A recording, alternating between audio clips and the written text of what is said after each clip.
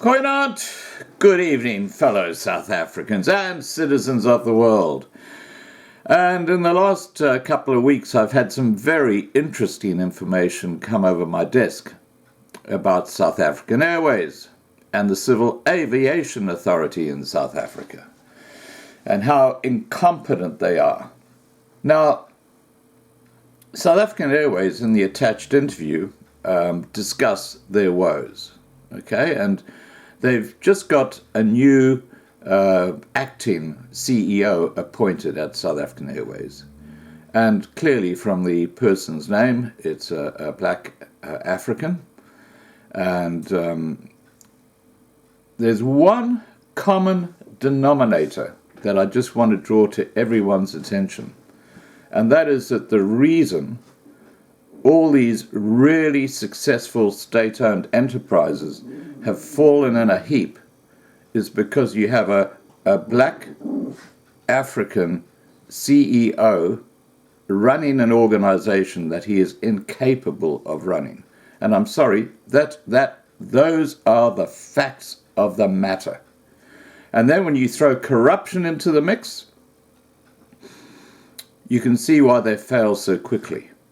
Now, if you look at the Western Cape, where you have, or you had, a couple of people who have a different color skin running organizations, they were run pretty well, and they continued to succeed.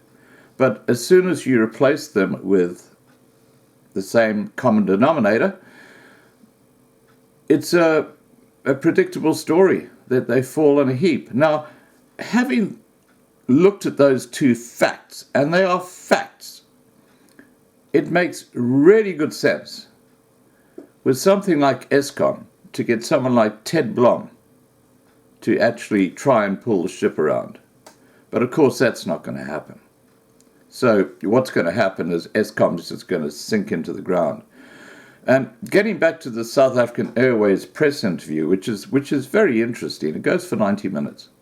But getting back to this interview, they say they don't know how they're going to pay their staff their salaries at the end of this month because they're that short of cash. This is South African Airways. You know, I'm at a loss for words.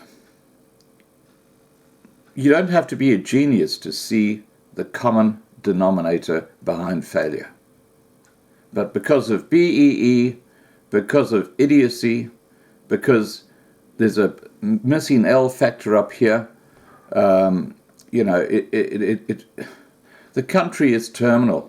I'm sorry, guys, it's terminal. Unless they sort out that common denominator factor that I talked about, South African Airways will be gone by the end of the year. That's my prediction. I really believe that, because it is disposable. You know, you have got other airlines like Qantas and British Airways coming into South Africa. So it's a disposable failure. Where the problem with Eskom is it is not a disposable failure, and it is sucking the country dry. And right now, Hippo Eyes, Cyril Ramaphosa, is suggesting that South Africa is going to be sending electricity into Zimbabwe. Because at Kariba, where they've got their hydroelectric system, it's failing too in Zimbabwe. It's producing less than 400 megawatts now, where it should be able to do 1 gigawatt.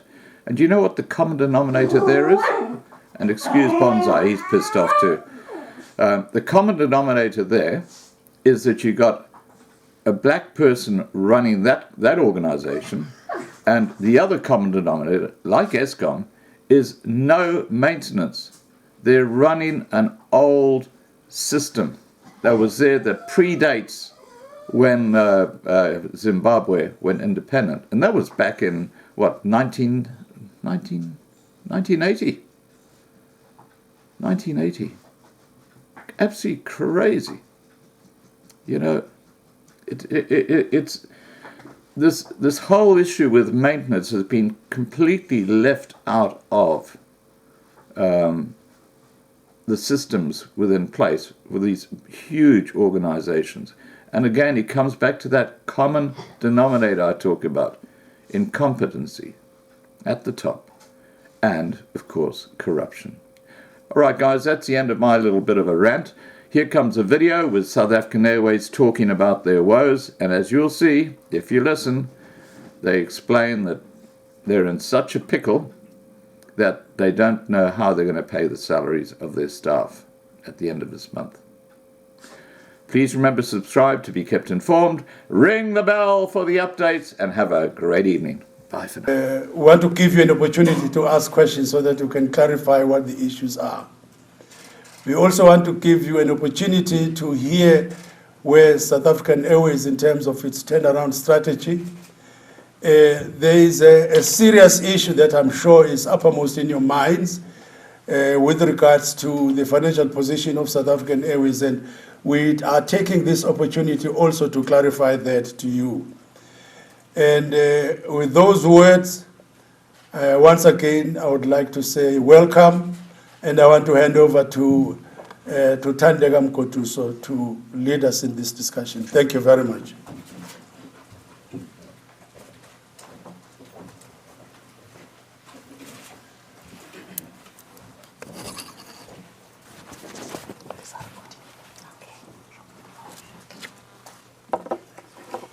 Thanks, Bab Magwaza. And welcome everybody here.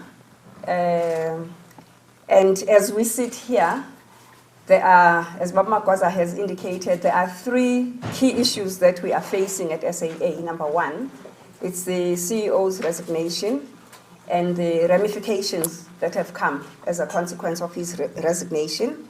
And we need to share what we can with you with respect to the funding situation at SAA, because it's been out in the public forum that we are really on the precipice of not being able to pay our employees at the end of this month.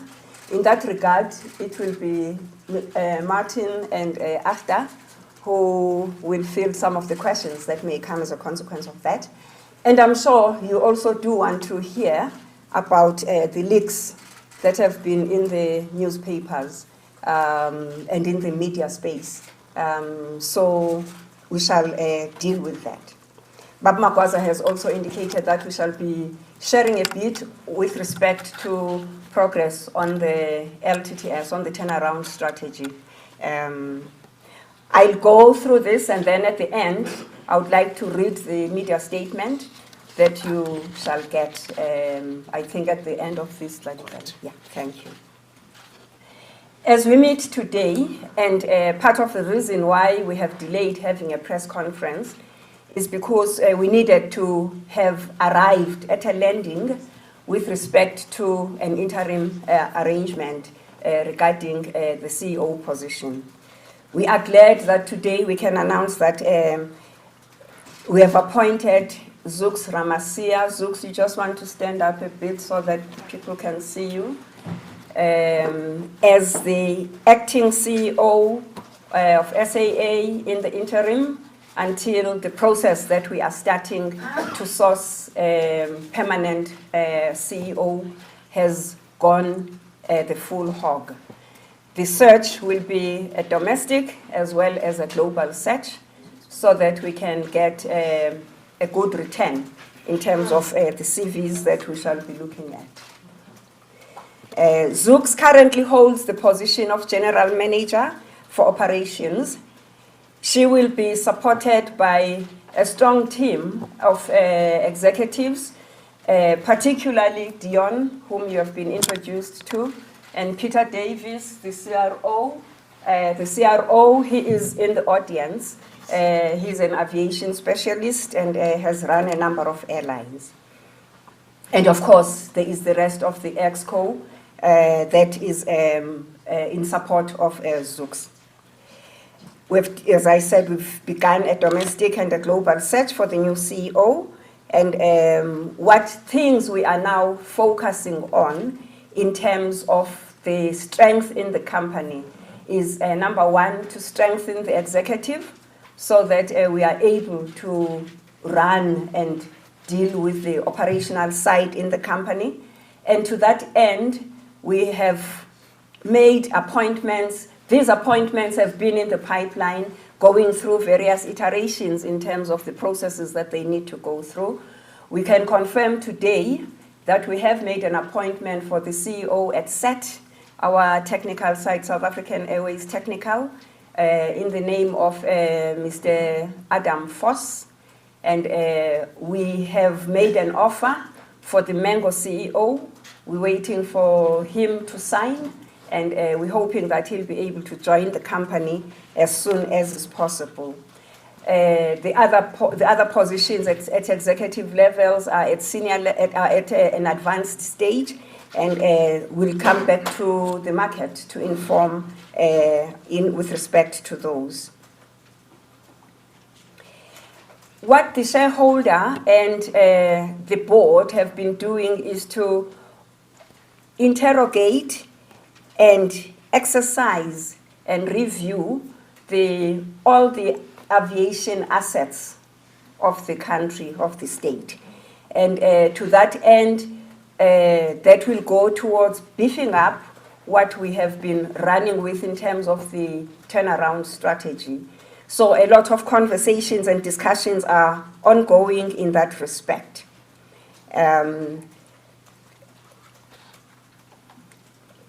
With respect, just at the top level, without getting into the detail, which, as I've said, will be dealt with by Martin and Agda in question time, the shareholder representative, Department of Public Enterprises, and National Treasury are very involved and have intensified engagements with the board and the executive in terms of finding solutions regarding the funding side of the organization.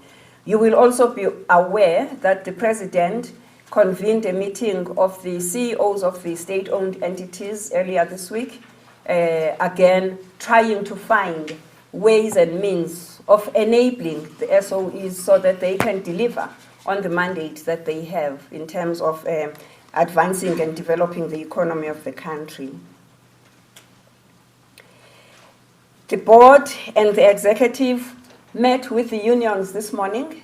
We started by meeting with the executives so that we could inform them about the appointment of Zooks into the acting CEO position. We then met with the unions before this meeting, again to engage them and inform them and emphasize the importance of support so that we all work as one. After this meeting, we shall be meeting with the rest of the staff body so that everyone is ad idem in terms of where the organization is going, who is in the leadership position. We don't want the sense of vacuum to perpetuate. And given the fact that we are committed as a board to transparency and ongoing feedback to the market, as processes develop and evolve, we shall be convening other meetings such as this one so that we can give ongoing feedback. We realize as SAA board that perhaps we have not always been forthcoming with information, and we do need to close the gap so that there is a proper understanding in the market and by you as an important stakeholder of what is actually happening, because SAA is a national asset. With those words, I would like to then move on to reading the press statement. Titled, Leadership Stability at SAA Strengthened with New Appointments. The Board of South African Airways is pleased to announce the appointment of Ms. Zooks Ramasia as the Acting Chief Executive Officer for SAA as from Monday, because the outgoing CEO's last day in office is Monday, the 10th of June, as per the agreement with the board.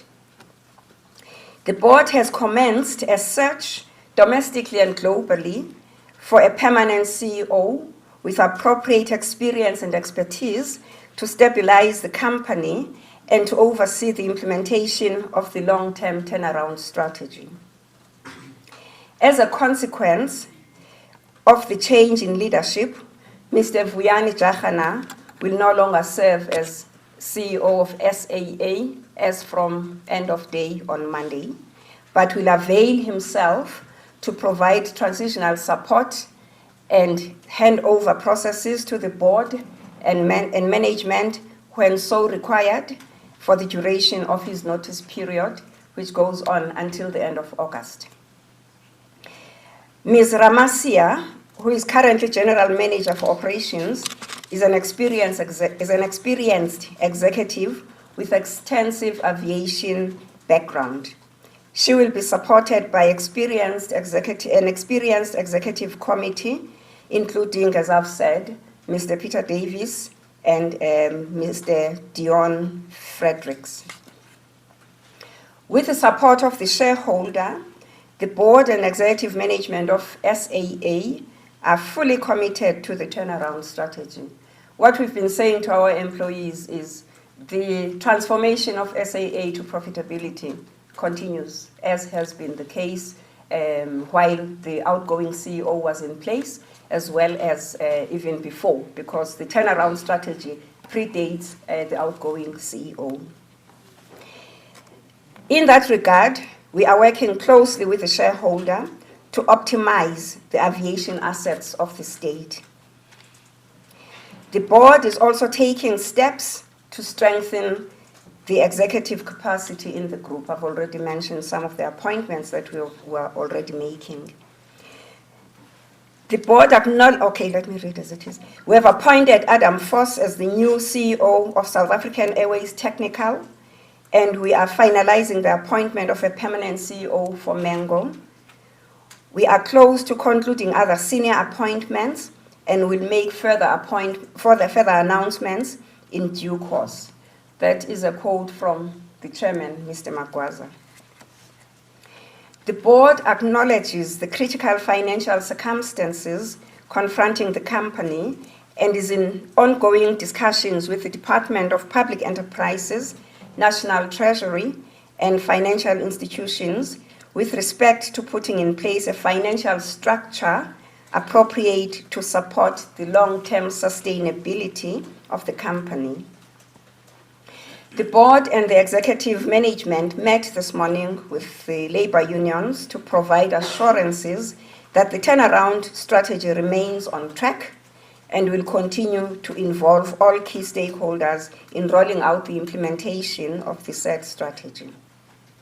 In conclusion, the board is committed to transparency and engaging with all stakeholders regarding stabilizing SAA and the implementation of the long-term strategy. We will be providing regular updates on progress. Again, that's a quote from Mr. Magwaza. And as I conclude, I think it's important to mention that there is a team that has been surrounding the CEO. It has not been a one-man show. So while we are very sad that he has left, the reality is that the work that he was busy championing and leading will not collapse. We've got the assurance from the executives, we've got the assurance from the unions, and as a board, we are committed to ensuring that we support the executives in what they are trying to do. Thank you.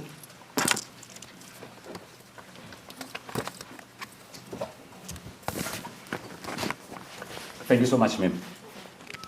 Ladies and gentlemen, we are now going to immediately switch into the interactive session where members of the media will have an opportunity to put questions to the panel here. The chairperson of the board will exercise discretion as to who should respond to which question, unless a question comes out pointedly indicating that it is directed to any specific member of the panel. As we all know by now, which is also common course, rules of engagement. As you rise, putting up your question, you identify yourself, the media house you represent, and you put the question to the panel or two. My generosity at this point is that you will have more than one opportunity, 2 questions. Let's see how we behave with the first round of questions, given that we have time constraints. Based on best behavior, there may be a reward for a second round. So the reward system is in place. It is in our hands to ensure that we get the second round of questions. A quick announcement on logistics.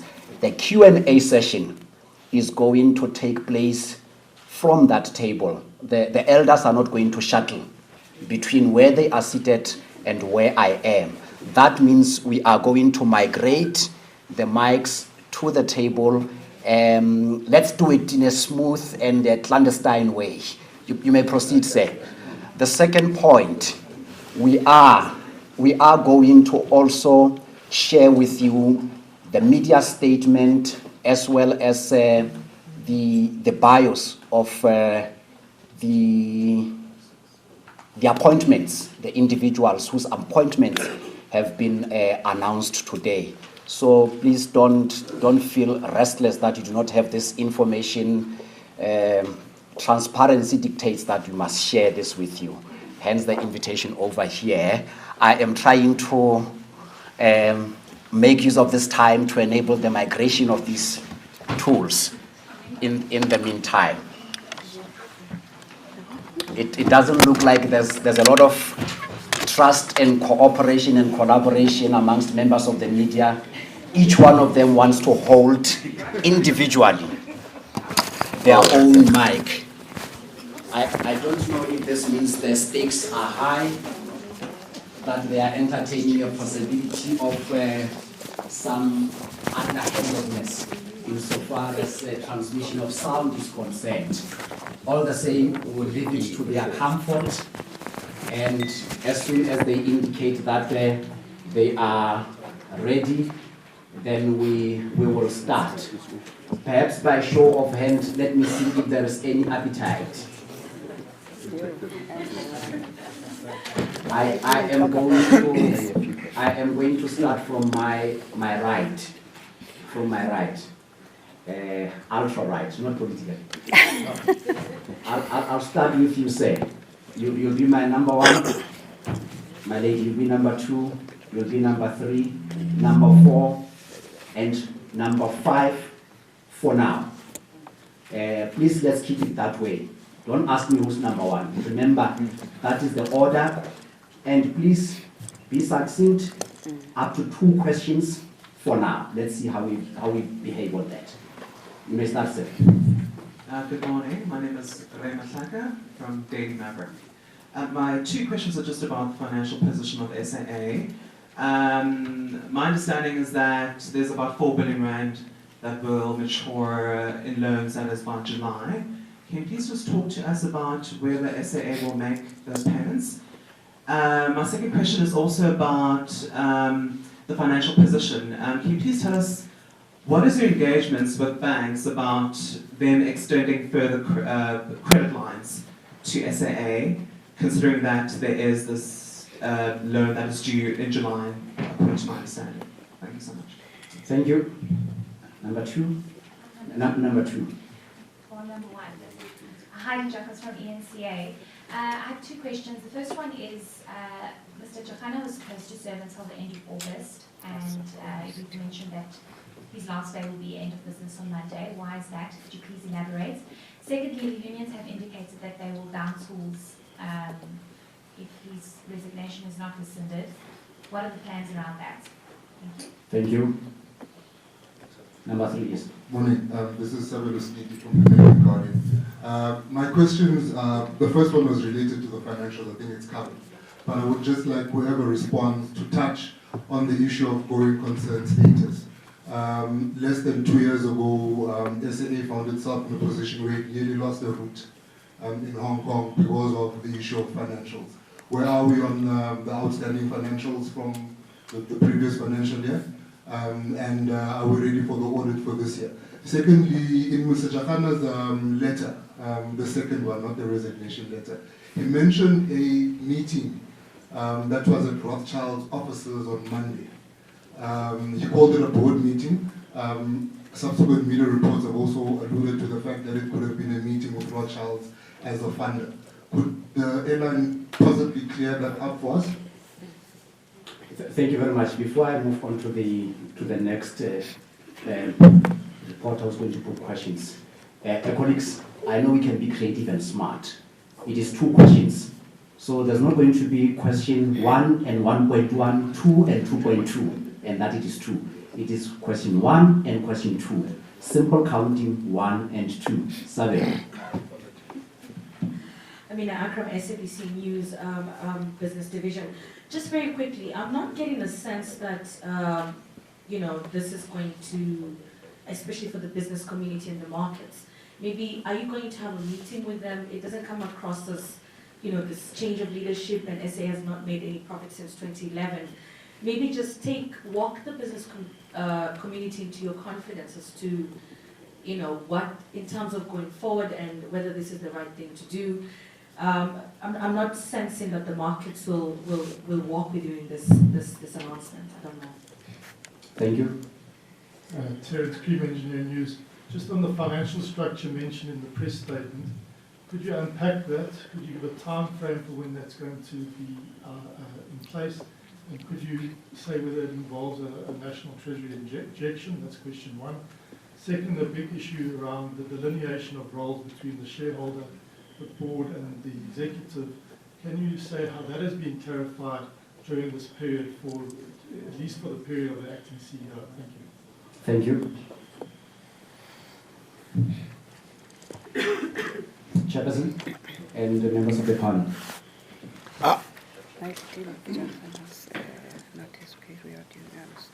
May I suggest that, can you hear me? Okay. Yeah. May I suggest that we take the financial questions, they will be dealt with by Martin Kingston, the acting CEO, CFO, I say it again, the acting CFO, Dion Fredericks. Then after, maybe you can talk about the going concern issue. Thank you. And then the issues regarding the CEO, my spokesperson here, our spokesperson, Mr. Mkotuso, will deal with that. Because generally, in terms of themes, that's where the questions are sitting. Okay. All right. Let me start with the financial questions. Many of them are on the same subject, so let me elaborate. We have term loans of 9.2 billion rand, and we have a short-term loan of 3.5 billion rand. They are both scheduled to mature imminently. We are in discussions with the banks about extending those loans, and we are confident that the banks are prepared so to do. The condition for so doing is that they have some level of comfort and visibility on accessing capital from the shareholder. The shareholder in this case is National Treasury. I'll elaborate upon that shortly. And that the support from the shareholder will therefore enable not only the 3.5 billion to be retired, but working capital for the forthcoming year to be accessed. Mr. Musa will elaborate upon the fact that that is a requirement for us to be able to finalize our accounts on a going concern basis.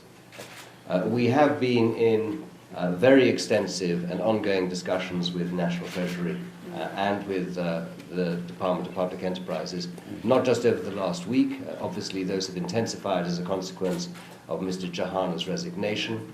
They are fully sighted on and aware of the need to put in place not only short-term financing, but in addition to that, to ensure that we have a sustainable balance sheet to be able to support and underpin the turnaround strategy.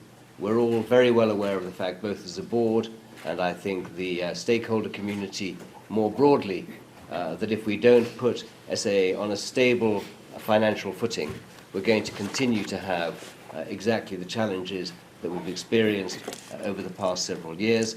The long-term strategy is predicated upon having adequate working capital support to see us through to when we expect to see profits coming through, which is in 21-22, as we've indicated consistently over the past year. I think that probably answers all of the questions. I should probably add that we are in ongoing discussions, and Dion, you may want to elaborate as appropriate, with all of the lenders. We have taken them into our confidence, not only with respect to the details of the strategy, but more importantly, the discussions that we're having with our shareholder to ensure that we can operate and walk in lockstep as we navigate what is obviously a very difficult financial set of circumstances.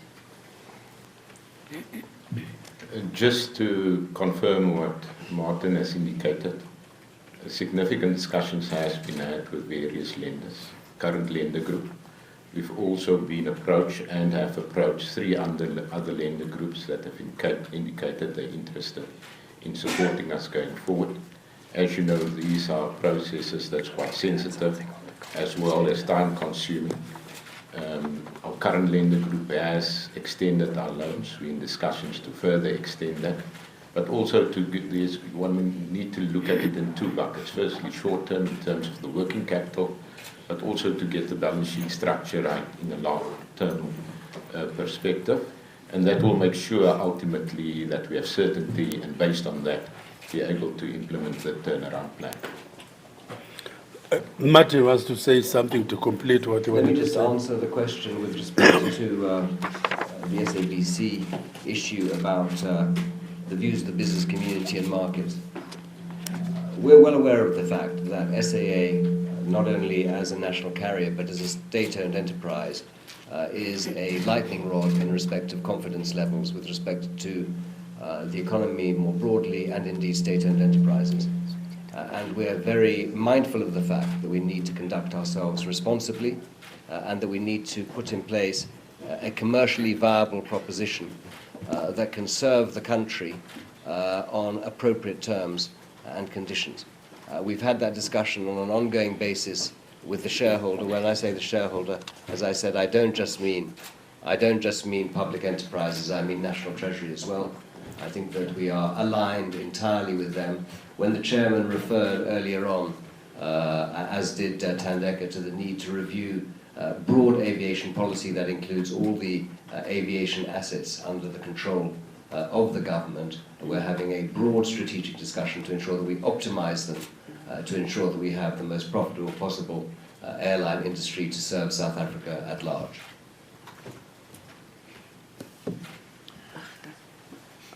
Maybe after you want to say something so that we complete the loop.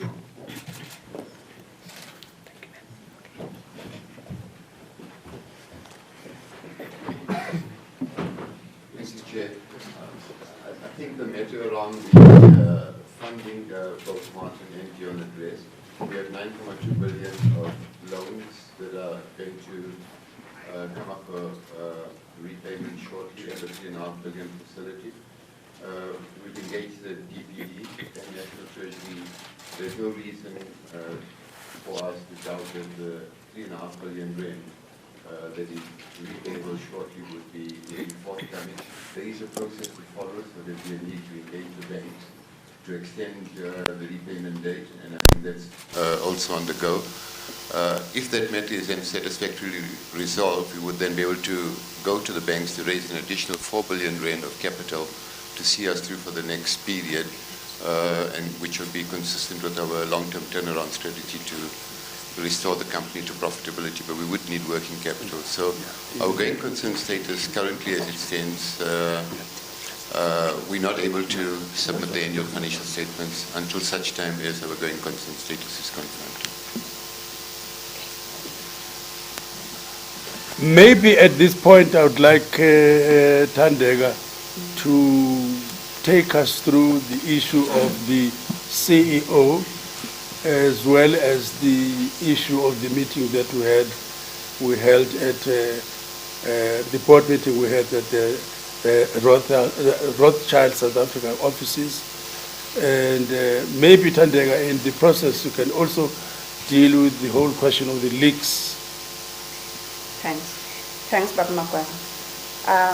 In terms of Mr. Jahana's letter of appointment, he has a 3-month notice period. And as we all know, a notice period can be served, or it may be served, it may not be served, depending on the discussions between the outgoing person and the company. In this instance, Mr. Jahana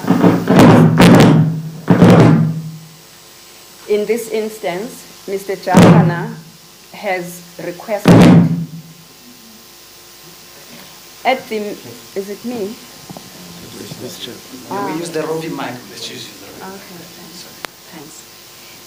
In this instance, at the board meeting that we held at the boardrooms at Rothschild's, to which I will get back to on Monday, Mr. Jahana requested that, if possible, he be relieved of his responsibilities, that he should not have to serve the 3-month period.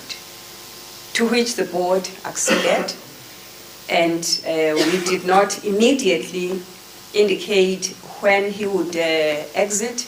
We said to him possibly until next week, Friday the 14th, because we were not in a space where we knew what the interim arrangements would be. We've worked through the interim arrangements, and with the consequence of the appointment of Zooks, and we could therefore get back to Mr. Jahana, which we have done, to indicate that beyond Monday the 10th, we will not need him to be executive at SAA. So it has been by mutual agreement that Mr. Jahana leaves before the 3-month period that is in his contract of employment. You want to add something? Oh, okay. And then let me then get to the meeting that was held at the Rothschild's boardroom. The reason the meeting was held at the Rothschild's boardroom by agreement from all board members was because of the leak that had happened over the weekend in terms of the letter of resignation that Mr. Jahana had submitted to the board. Because we were not sure, we were not certain where the leak had come from, we felt that let's move off the premises of SAA and move to a boardroom and office space that we know is regularly swept, and if there would be any untoward behavior that could be tracked very quickly. To that end, as a board, we have instituted an investigation of the leak. How did a leak happen with a document that was kept in a very secure space? We tried all manner of security to the extent that none of us as board members sitting here, except for the chairman, had a copy of the letter after the board meeting that we held on the 30th of May. Even the chairman himself will be part of the investigation of this leak, because all the letters that we read at the board meeting were taken back to him. So that is with respect to the leak and with respect to the decision by the board to then have the board meeting off-site to ensure that the information and the meeting proceedings were secure. And then I will end by commenting on the union strike, the threatened union strike. What I'm aware of is that members of 2 unions have indicated that they will have a march, not a strike, on Tuesday. And they have all the permissions, and it will follow the rules that are known and that are as per the agreements in the event of such an action. We've just had an interaction with the unions, as I said, and they did air their views. There is disagreement amongst the unions with respect to what needs to be said. The one union group wants Mr. Jahana back. The other union group says, thanks, he's gone. We take all the views, and that is the reality at SAA. Thank you. Chair, there was also a question on the confidence, on the issue of confidence, and it was implied in the opening remarks that there's a process of engagement with a number of stakeholders, both internal and external. I don't know if there's anything more to say on that. Can you check? Before the chair takes the mic, there was also a question around shareholder board and executive interactions. If I may address that, obviously we have an oversight responsibility as the board of SAA, and in doing so, we work very closely with the executive, and we carry a fiduciary responsibility, and we carry, as you all know, our heads are on the blocks, whether we're executive or not, should anything happen. That therefore necessitates that we apply our minds in everything that happens within the company. If we have questions, it is within our sphere to dig deeper so that we can understand the documents and all the information that the executives are bringing to us, lest we make decisions on flimsy basis. So that is very clearly articulated, and I think the Companies Act is quite clear on that. And the shareholder and the board, again, the DPE is the shareholder ministry, and we've got interactions with DPE, and that is a relationship that's ongoing. It has intensified given the challenges that Martin and Dion Achter have all alluded to and that you are aware of with respect to the financial health of the organization. And that those interactions are going to continue deepening as we deal with the matter of the aviation capabilities of the state, because that necessitates that there is an understanding of the macro strategy from government and where the place of SAA, Mango, and the other assets fits in with that. Thank you.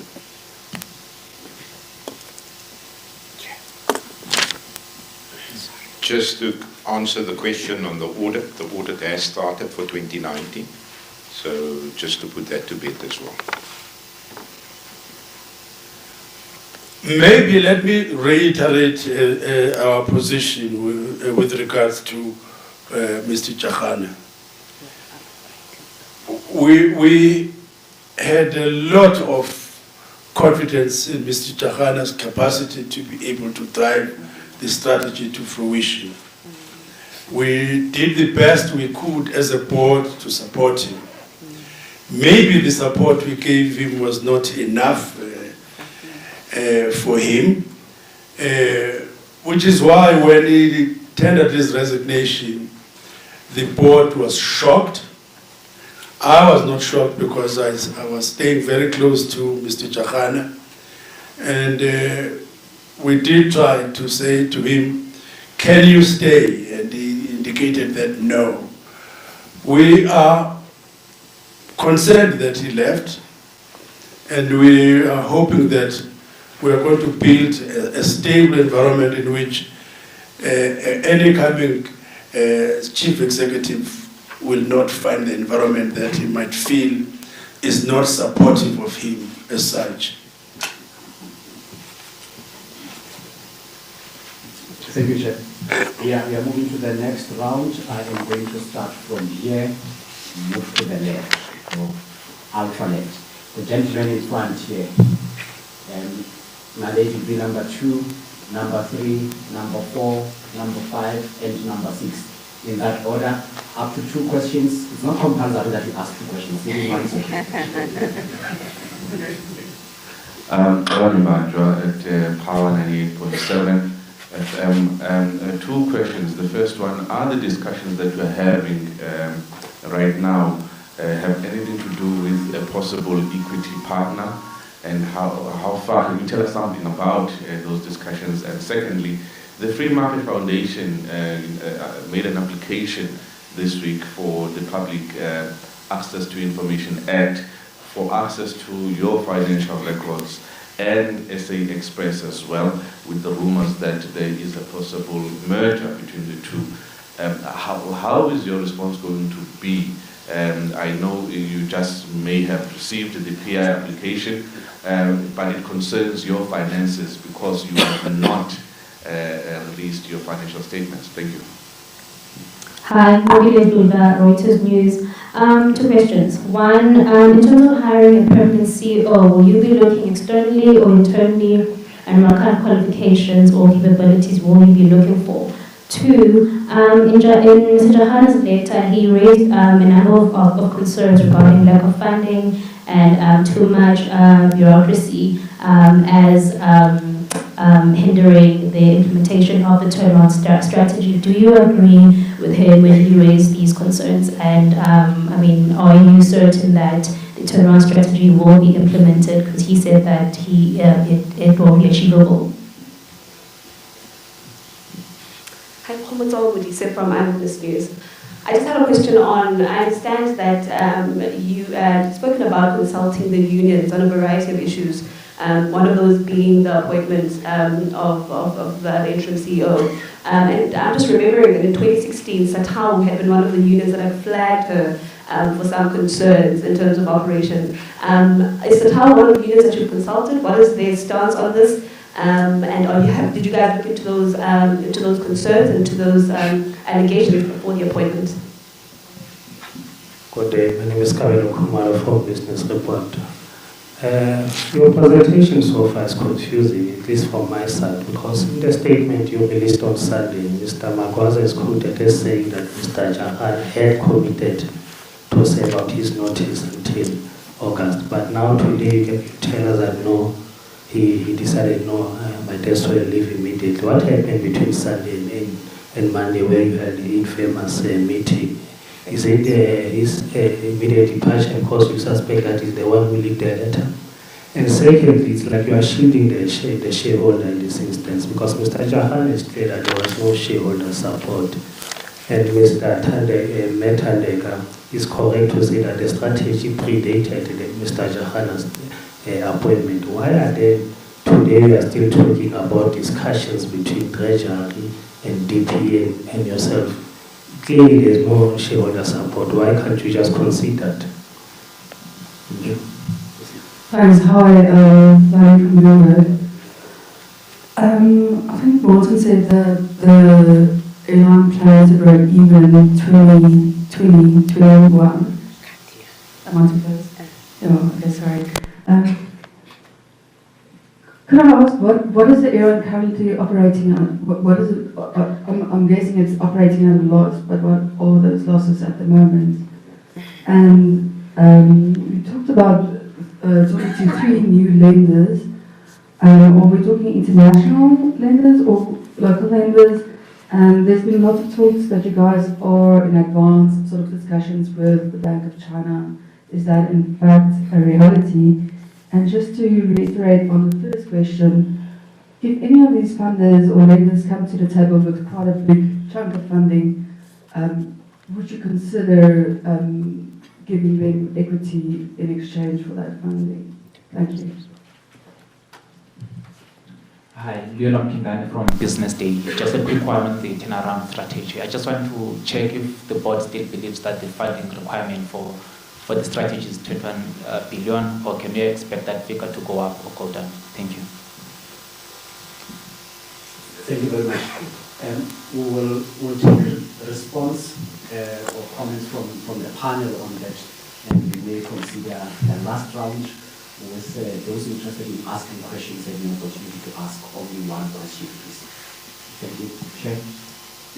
Okay, let me start again with the financial questions, if I may, and Dion, I may ask you to supplement in due course. With respect to a potential equity partner, Of course, that's the decision of the shareholder, not of the board or the company. But it's clear that at an appropriate stage, it may be appropriate to consider forms of partnership, and that will certainly inform, inter alia, the broader discussion that the board is already having and the company with the shareholder about the state of the aviation assets of the state. We can elaborate upon that if you'd like. The same applies to any possible merger that has been mooted with SA Express. Obviously, the shareholder needs to consider the optimization of the assets under their control and authority. We as a board need to consider the ramifications for the company, for SAA and its assets. Will have due regard to the strategy, to the financial status of both companies independently, or any other partner that might be introduced into the equation. I should emphasize that these are very long-term processes. They don't happen overnight, not just the consideration, but also the implementation. There are major regulatory considerations, including competition considerations, that need to be considered, along with the broader socioeconomic issues that we would need to apply our mind to. We are currently operating at a loss. I think that is in the public domain. That is the background to the request that we have made for 4 billion rand of support for the current financial year. I indicated that we anticipate that we'll be making a profit in the year 21-22. We're still on track to do that. There's absolutely nothing that has changed as a consequence of the departure of Mr. Jahana. The long-term turnaround strategy, which was approved by the board and indeed approved by the shareholder, remains on track and indeed is beginning to bear fruit in a number of respects. And I know that Mr. Jahana has regularly updated the media on progress that has been made in that regard. Nothing changes. With respect to the lenders that we're talking about, I don't think that we want to be specific about the identity of the lenders. These are lenders over and beyond those that are already in the lending group, that are well known to everybody. They're in the public domain. They do include international lenders. There is no scope for any international lender at this stage to ask for any equity participation. This would be loan funding, conventional loan funding, on a term basis or on a short-term basis. I don't know, Dion, whether you want to elaborate. Have we covered? I think I've covered all of the questions relating to finance and strategy, Chair. Thank you, Chair. I will deal with the question from Eyewitness News. I think it would be irresponsible of the board if we were to take what one union says and use that as a criterion for whether we appoint or not appoint. It's an important input to the discussion. We're not consulting with the unions this morning. We were sharing information with the unions so that they know what is happening in their company. We're sharing with them the appointment of Zooks, and none of the unions in that room, and all SAA unions were represented, raised a question about Zooks' competence or suitability for the position. Then there was a question from a business report regarding why, when the statement on Sunday had indicated that Mr. Jahana will serve his 3-month notice, and then on Monday that had changed. What changed was the conversation the board, or the discussions that the board had with Mr. Jahana on Monday. Mr. Jahana came to the meeting at Rothschild's because there were operational issues that needed to be dealt with, and his input was important. We then dealt with receipt of his letter of resignation, where we informed him that we accepted, and he then requested to be let off sooner than the 3 months notice. And after the board applied its mind, we acceded to his request. And so that is what it is. And there is a question about shareholder support. We interface with the shareholder at a number of levels. On the funding space, Martin, Dion, and Achta have explained that. We interface with the shareholder with respect to the turnaround strategy. And as we said, we would be having discussions with them. We'll be having discussions with them, which, by the way, was started inside the organization. The first presentation on this matter was made by Mr. Jahana. So we're continuing the work that has already been happening. So we interface with the shareholder at different levels. And we do know that if we say the shareholder is not supporting us, there is an understanding of the context. South Africa doesn't have money, the fiscus.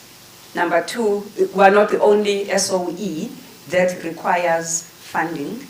Therefore, we are very aware of the fact that there will be prioritization and reprioritization. We may not get everything that we want. With respect to moving forward with appointments, because there needs to be concurrence with some of the appointments, we get those. Sometimes, yes, there might be a slight delay, but we get those. We've just announced those. And I would not say that as a principle, there is no support from the shareholder. Thank you. Maybe Martin can also elaborate on the whole issue of stakeholders so that we can really have a proper grasp of what is happening in that space. Martin.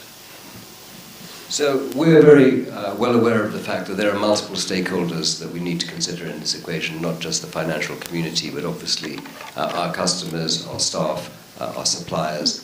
And we need to treat them all in terms of equity. We need to treat them equally in terms of appropriate provision of information. We're not going to prefer the provision of information.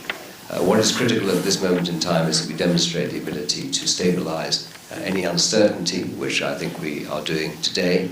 In terms of the management, the only change that has been made is that Zooks is replacing Mr. Jahana for the interim until we find a permanent CEO. There was a question that I think I should answer. We will look both internally and externally to be a comprehensive search. It's already commenced. We'll try and expedite it under the circumstances. That'll be informed in part by the shape of the strategy and the state at which we're at going forwards, but the work commences forthwith. Finally, there was a question about the Free Market Foundation. They can have the same access to the financial records as any other member of the public is entitled to, and Mr. Musa has already indicated that in the case of SAA, we'll publish our accounts as soon as we're able to do so once we've confirmed the going concern status. Thank you very much, Chair. Ladies and gentlemen, one last opportunity. Let's start from that side. Yes, gentlemen.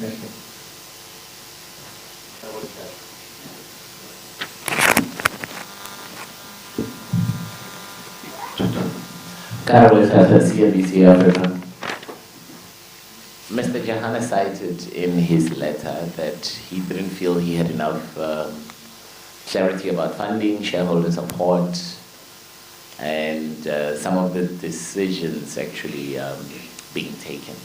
My question is, has essentially anything changed if Mr. Kingston is saying that the long-term strategy is still on track and enjoys shareholder support?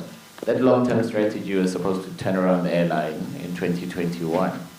Surely it cannot be on track if the former incumbent is leaving for that reason. So can we have a concession from the board that we need to readjust all of the things that have been said, the long-term strategy, when it will or most likely to succeed?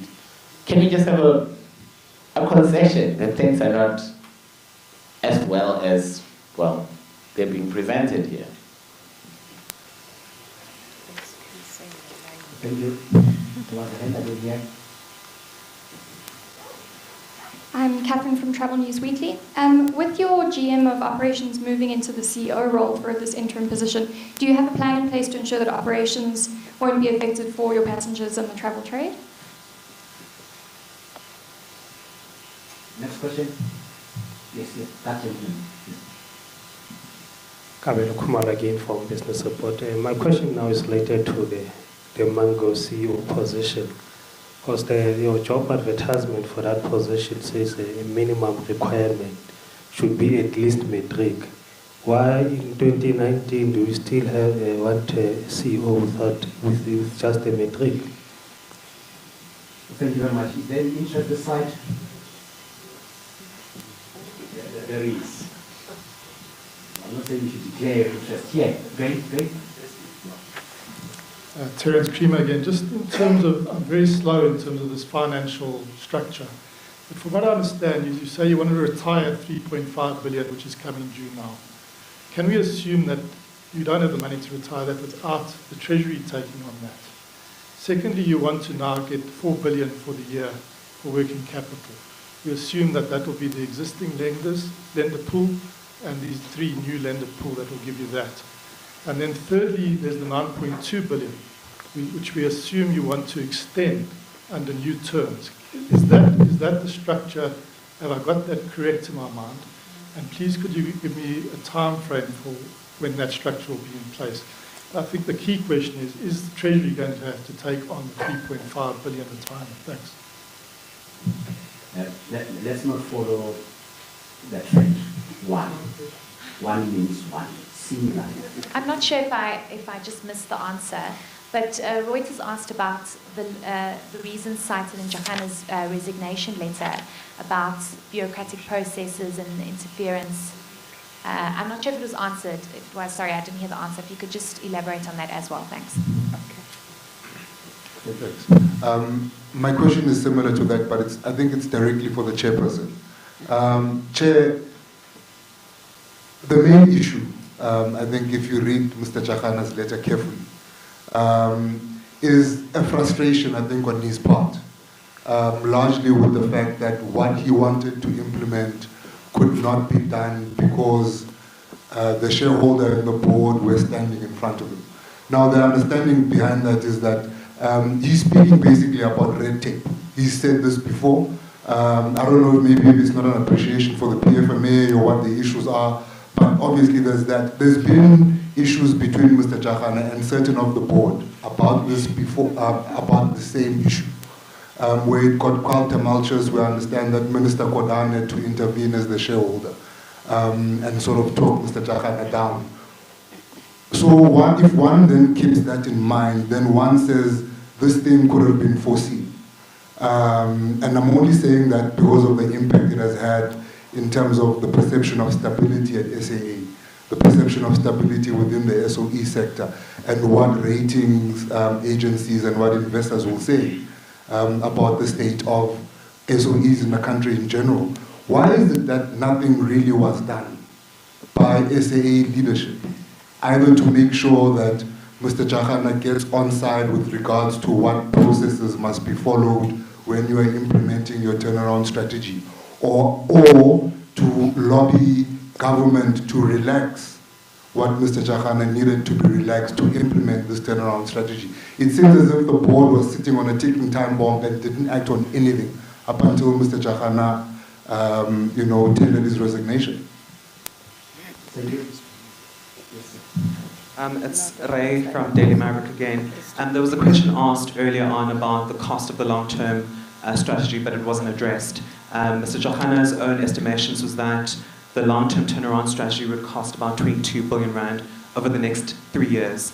I'm just wondering, with him leaving now, is that estimation still correct, or has it been adjusted? Thanks. Thank you. Okay. Maybe if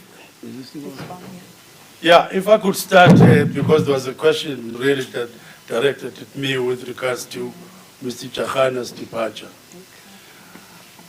Mr. Chakana is entitled to his views, his perceptions, and his conclusions. We respect that, but it doesn't necessarily mean that we completely agree with those. The board has its own views. I'm sure the shareholder has his views about the reasons. He's entitled to these reasons. Mr. Chakana was a valued member of SAA, was respected by all the stakeholders internally, and I also get a sense from all the media pronouncements that Mr. Chakana was supported and respected from outside. And we would like to leave it at that.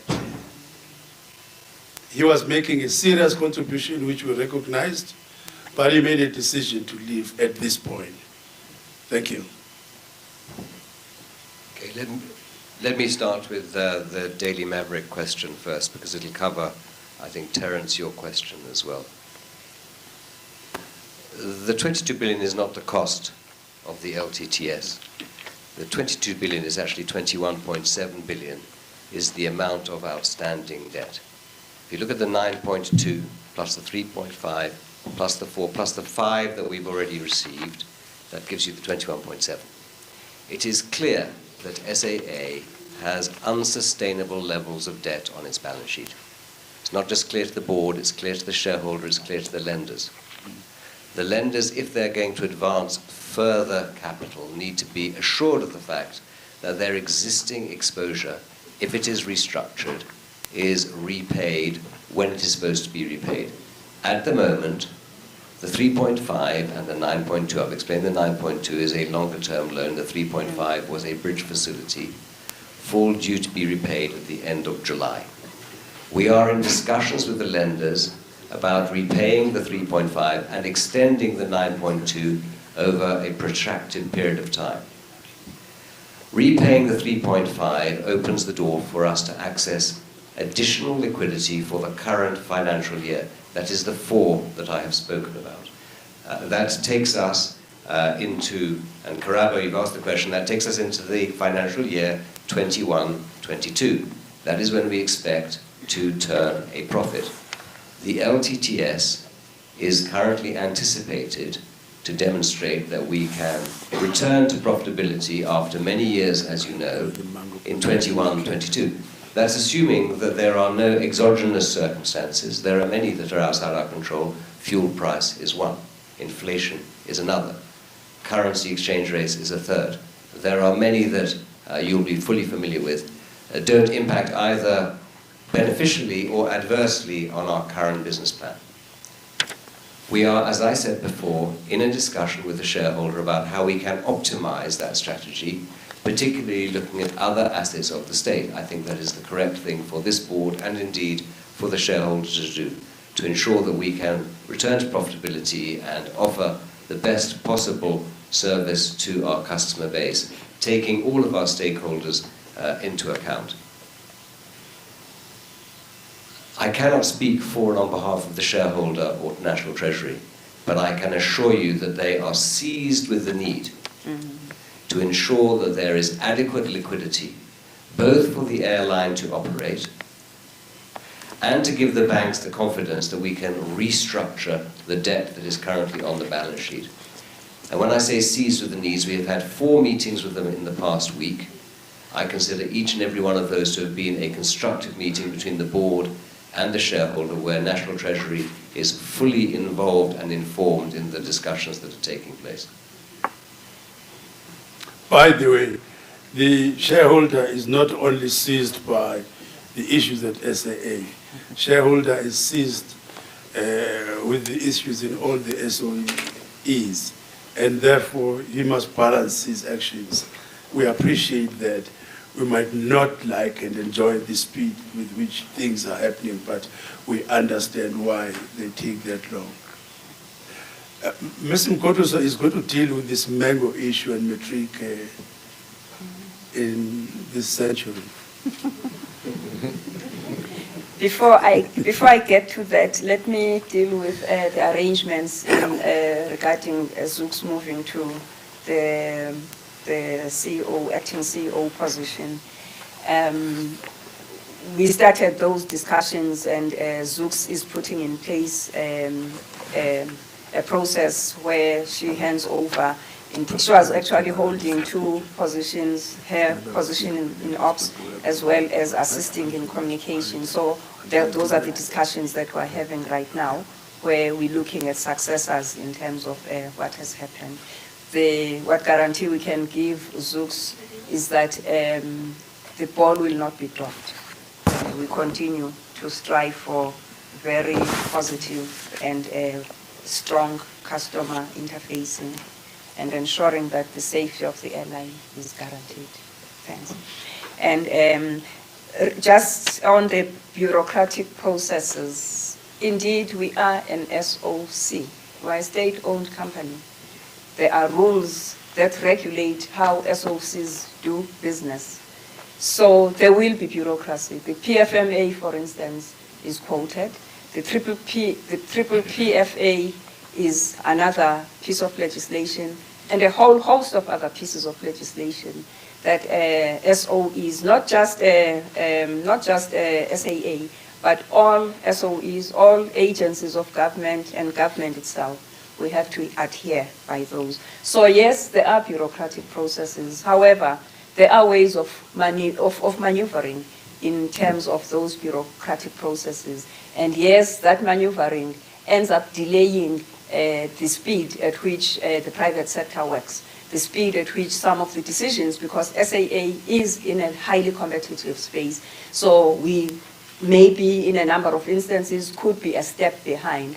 However, given the close working relationship that we have structured with a shareholder, we are accelerating the decision making within the parameters of what legislation there is.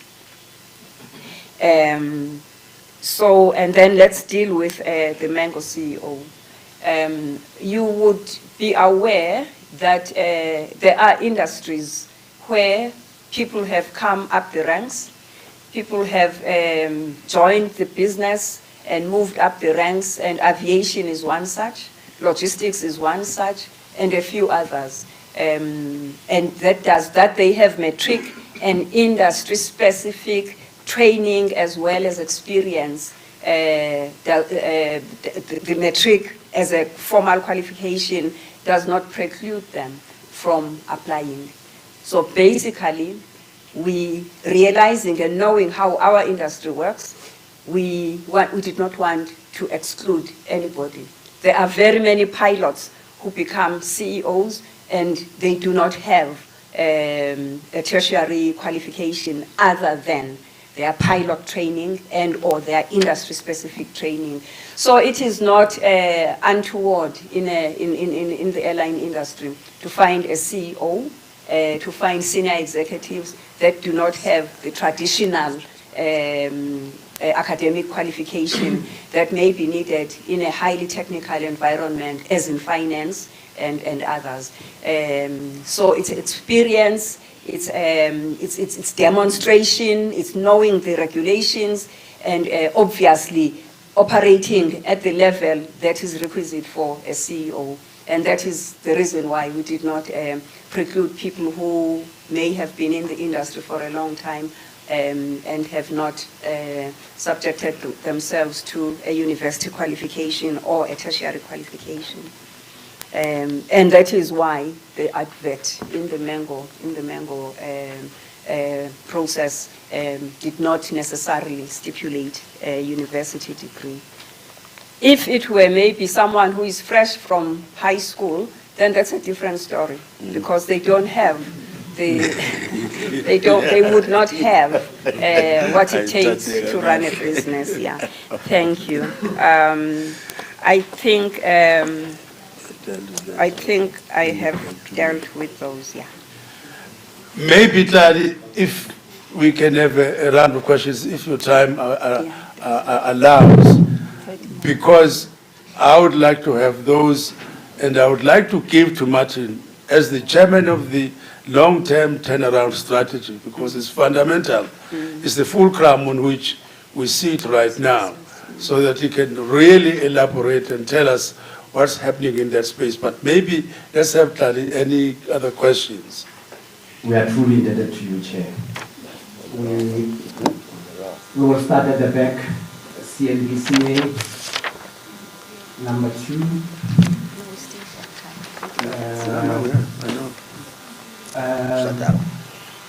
Maid and Guardian.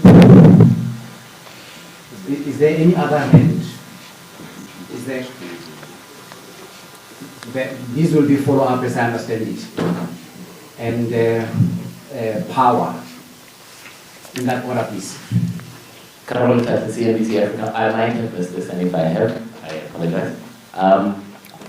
What is the current position with regards to the numerous acting positions, since we are already creating another acting position with the new CEO of Zooks? What is the board's plan with regards to addressing and getting permanent personnel in those areas? And I may be wrong, but I think it's your responsibility as a board to actually advocate to the shareholder. This thing that the shareholder's decision, whether or not we have an equity partner or the funding, it can't just be on the shareholder. Surely you have responsibility as a board to advocate for something. You can advocate for an equity partner. Are you? Thank you. I was just wondering on we say that basically SAA is not maybe the first priority when it comes to problems that the shareholder needs to address in terms of SOEs, right? Only. It didn't say Not so. the only. Not the only, okay. So in that time that we are trying to implement the long-term strategy, is there any chance that some of SAA would have to go into administration while we are trying to implement the long-term strategy? And what is the big bullets within that strategy that you guys think would actually turn SAA around to make some profit? Thanks. Thank you. Power? Sorry, I didn't seem to get a response with regards to the PI application by the Free Market Foundation on your finances. What your response is going to be. I know Mr. Kingston answered a lot of questions on finances, but on that particular PI application. You can please do. Thank you. Okay. We are going to PI application. Sorry, Amina here again. Just very quickly, when you look at these turnaround strategies from the SOEs, there's a very strong element in the sense that cutting of the heads and cutting of the jobs seems to be one of the most fundamental issues or challenges that these CEOs that come in that probably are facing. Was it that perhaps you had loggerheads with the previous CEO of the turnaround strategy in terms of, I'm just asking, in terms of cutting down the jobs? I know government and the shareholders' policies is to keep these jobs, and we were also in a period where we were heading towards election.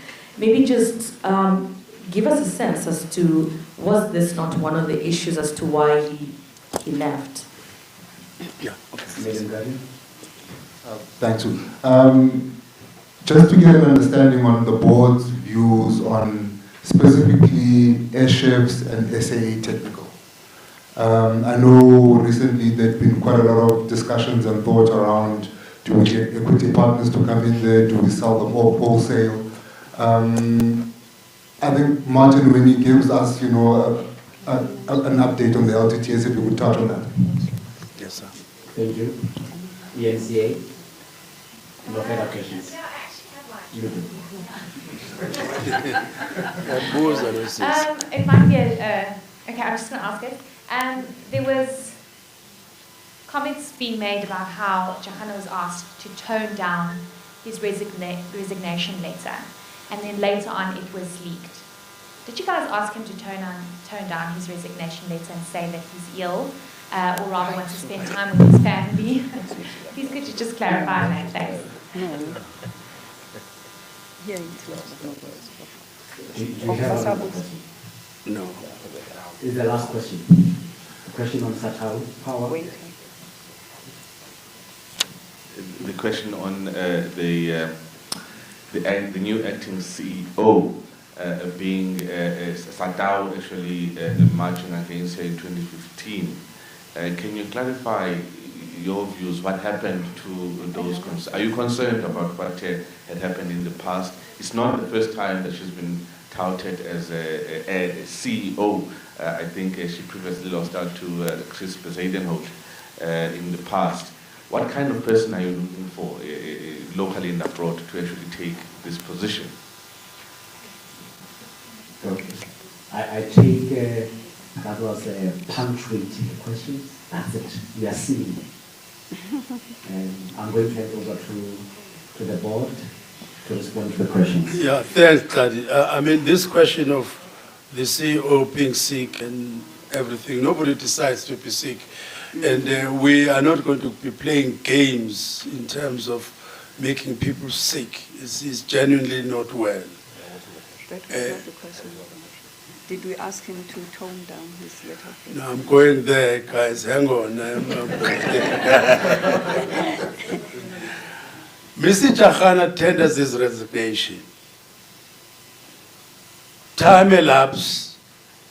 I'm sure he applied his mind to the whole situation. He tendered his resignation. Time elapsed after the board has asked him if he could consider not going. And then time elapsed, and he comes to a position that he's entitled to. And then he gets sick in the process. It's not playing games. We have no time for that.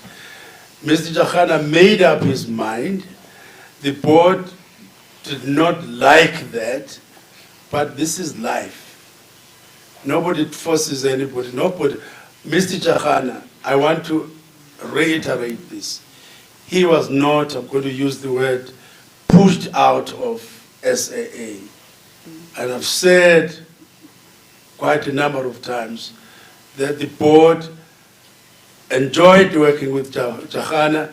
The board actually appreciated the energy that was put in by Jakhana, the long hours. If you were to ask me, I've never come across a person who works this hard and who really had the kind of commitment that Mr. Jakhana had on his job. It is really indeed a pity that he decided to leave. And I want to leave it at that. All right, let me talk about the turnaround strategy and the issues that are confronting the company and the board in that regard. There are 6 areas I want to cover quickly. One is the routes we operate. The second is the planes we fly. The third is the way in which we manage our costs, including procurement. The fourth is the organizational structure of the airline. The fifth is that we have a balance sheet that is fit for purpose to support that strategy. You can't implement the long-term turnaround strategy without addressing all 5. There is a 6th. I'm going to start with the 6th. That's addressing corruption and malfeasance.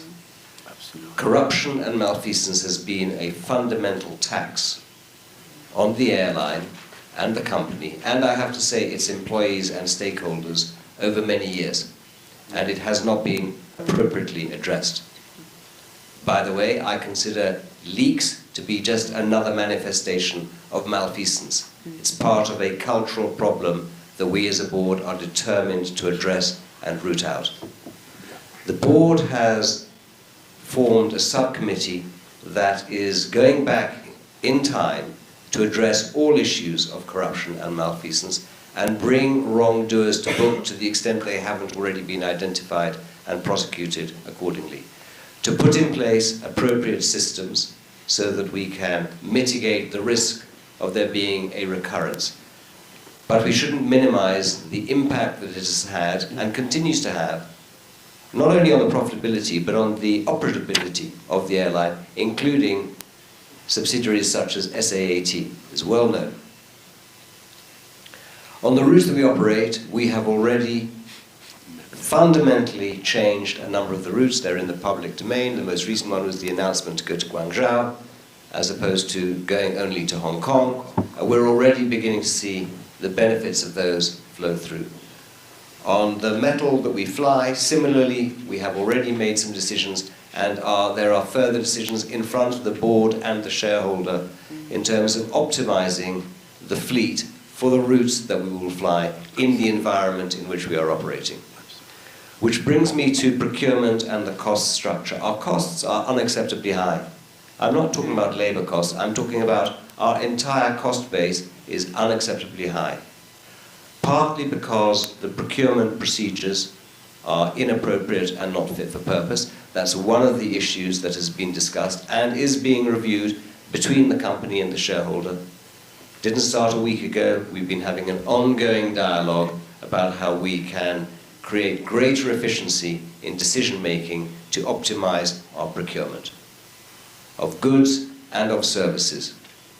The other side of that coin, of course, is the organizational structure. Again, it is well known that we are going through an organizational design, which is going to ensure that we have the right structure organizationally to support the airline going forwards.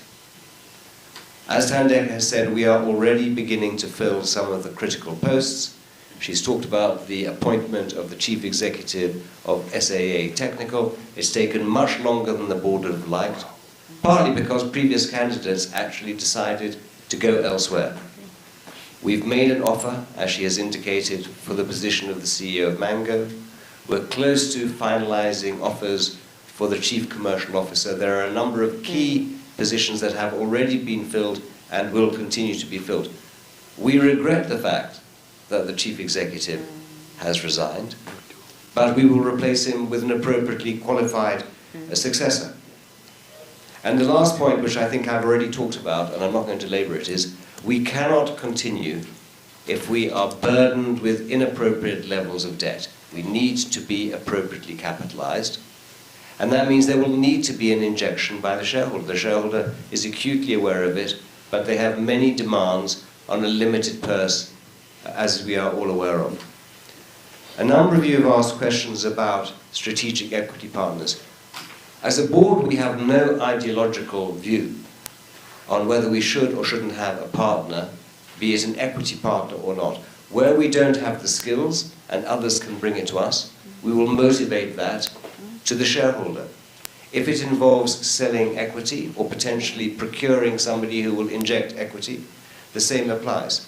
Under the PFMA, we are obliged to do that in lockstep, as I said previously, with the shareholder, and that process is ongoing.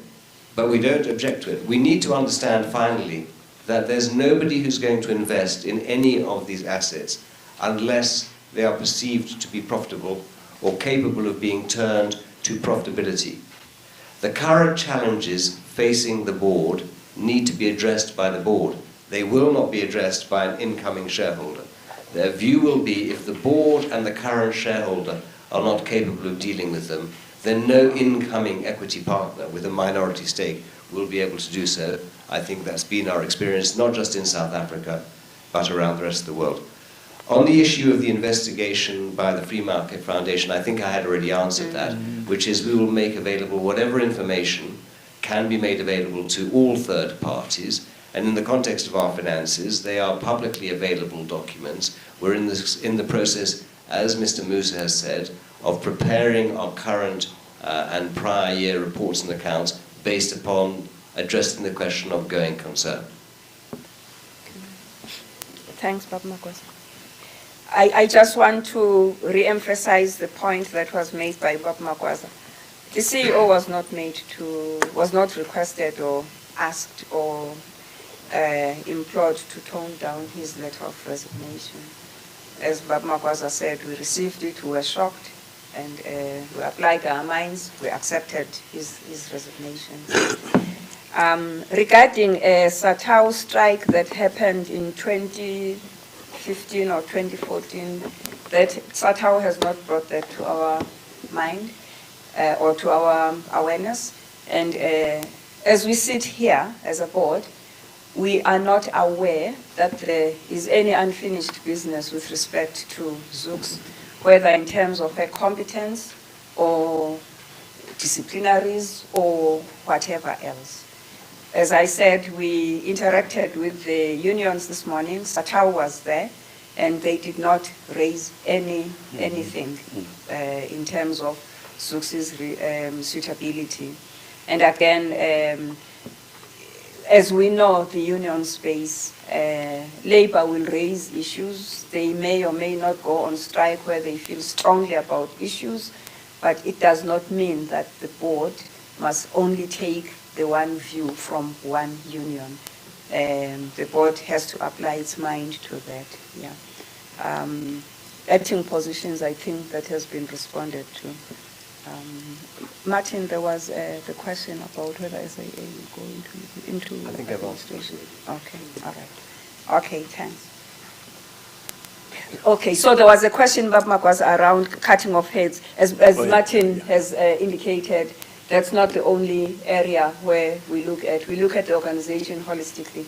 And if the reduction in staff numbers for efficiencies is a step that needs to be taken, then due processes need to be followed in that respect.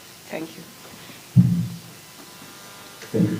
Chair, any other concluding remarks before we have a photo opportunity with the acting CEO for Monday? Yeah, maybe, Tlali, thank you very much for that opportunity. Just to say, once again, thank you very much to the media people in here. And as well, thank you very much for the robust interaction that we've had. We will take some of the questions and the issues you've raised, and we will think around them, and we will see where we land with them. But once again, you are part and parcel of our external stakeholders. Thank you very much for your being here. By the way, Martin is reminding me of an obvious thing, that we are committed to regular updates so that we keep you posted as to what is happening. Thank you. Thank you. Thanks. Ladies and gentlemen, I'm now going to request the board members to come closer to me, including the board members there and the acting CEO designate. Zooks her full name as registered in the population register is Zukisa, Z-U-K-I-S-A, Zulu Uniform Kilo India Sierra Alpha.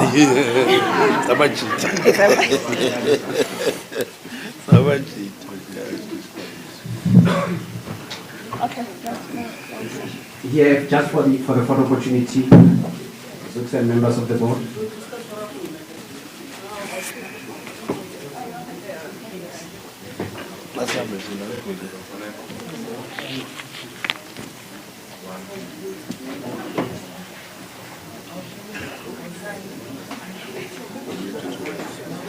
Sorry, thank you.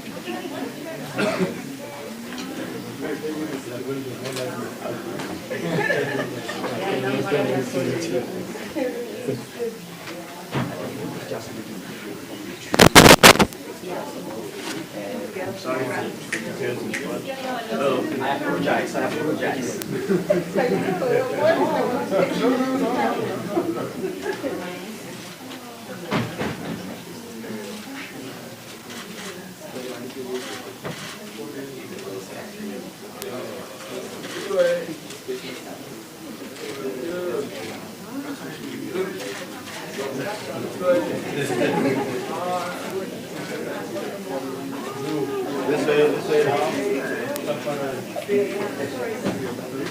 It doesn't matter how long they stand here, their wisdom, their age will not change. They also need you to tilt for the other side a little bit. Thank you.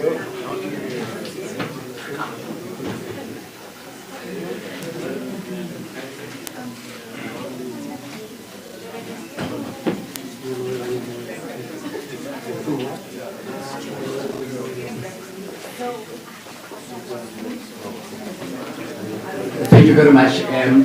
We are done. I know that a few of you have expressed interest in speaking to some of the board members here on a one-on-one basis. We'll try to be as orderly as possible in responding to that. Zooks, I need you behind this, please.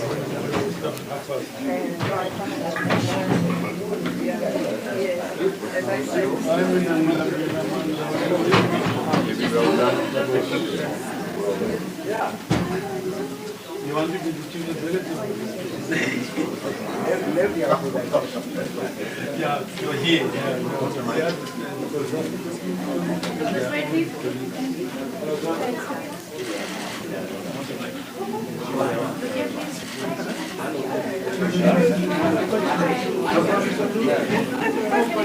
Very well.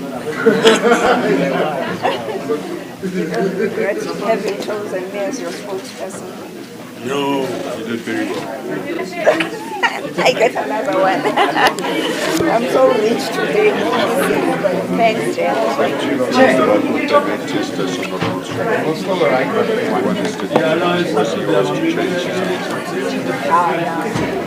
There was another thing as well,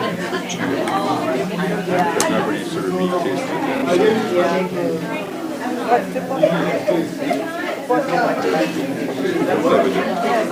we can't speak for somebody else. No.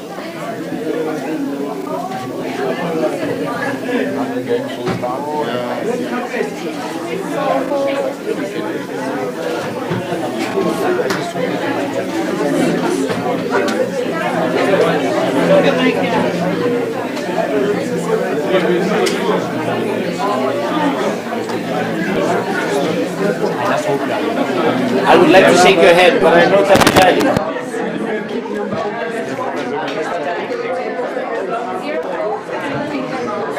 Colleagues, that brings us to the end of the session today. Copies of the media statement are available outside in case you have not received. Thank you very much. Ready? Cold hands, warm hearts.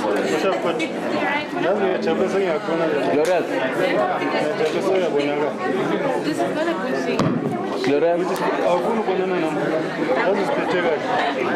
thing.